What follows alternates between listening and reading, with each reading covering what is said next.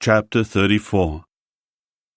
So Elihu continued to say in reply, Listen to my words, you who are wise. Hear me, you who know so much. For the ear tests words, just as the tongue tastes food. Let us evaluate for ourselves what is right. Let us decide among ourselves what is good. For Job has said, I am in the right, but God has denied me justice. Would I lie about what my own judgment should be?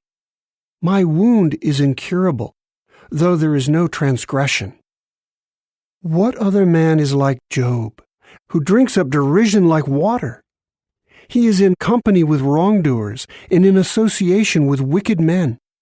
For he has said, a man does not benefit from trying to please God. So listen to me, you men of understanding. It is unthinkable for the true God to act wickedly, for the Almighty to do wrong. For he will reward a man according to what he does, and bring upon him the consequences of his ways. For a certainty, God does not act wickedly. The Almighty does not pervert justice. Who put him in charge of the earth, and who appointed him over the whole world? If he fixes his attention on them, if he gathers their spirit and breath to himself, all humans would perish together, and mankind would return to the dust. So if you have understanding, pay attention to this. Listen carefully to what I say. Should someone who hates justice be in control? Or would you condemn a powerful one who is righteous? Would you say to a king, you are good for nothing? Or to nobles, you are wicked? There is one who does not show partiality to princes, and who does not favor the rich over the poor, for they are all the work of his hands. They may die suddenly, in the middle of the night. They shake violently and pass away. Even the powerful are removed, but not by human hands. For God's eyes are upon the ways of a man, and he sees all his steps. There is no darkness or deep shadow where wrongdoers can conceal themselves. For God has not set an appointed time for any man to appear before him in judgment. He breaks the powerful without needing to investigate, and sets up others in their place. For he knows what they are doing. He overthrows them during the night, and they are crushed.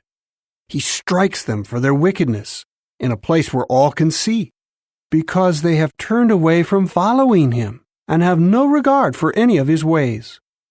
They cause the poor to cry out to him so that he hears the outcry of the helpless. When God remains silent, who can condemn him? When he hides his face, who can see him? Whether toward a nation or a man, the result is the same, so that a godless person may not rule or lay snares for the people. For will anyone say to God, I have been punished, although I have committed no offense? Teach me what I have failed to see. If I have done anything wrong, I will not do it again. Should he reward you on your terms when you reject his judgment? You must decide, not I. So tell me what you know so well. Men of understanding will say to me, any wise man who hears me, Job speaks without knowledge, and his words lack insight. Let Job be tested to the limit, because his replies are like those of wicked men. He adds rebellion to his sin. He scornfully claps his hands before us and multiplies his words against the true God. Chapter 35. Elihu continued his response. Are you so convinced that you are right that you would say, I am more righteous than God? For you say, what does it matter to you? Am I better off than if I had sinned? I will reply to you and to your companions with you. Look up to heaven and see. Observe the clouds, which are high above you. If you sin, how do you hurt him? If your transgressions multiply, what do you do to him? If you are righteous, what do you give him? What does he receive from you? Your wickedness affects only a human like yourself, and your righteousness a son of man. People cry out when under great oppression. They cry for relief from the domination of the powerful. But no one says, "Where is God, my grand Maker, the one causing songs to be sung in the night?" He teaches us more than the beasts of the earth, and he makes us wiser than the birds of the heavens.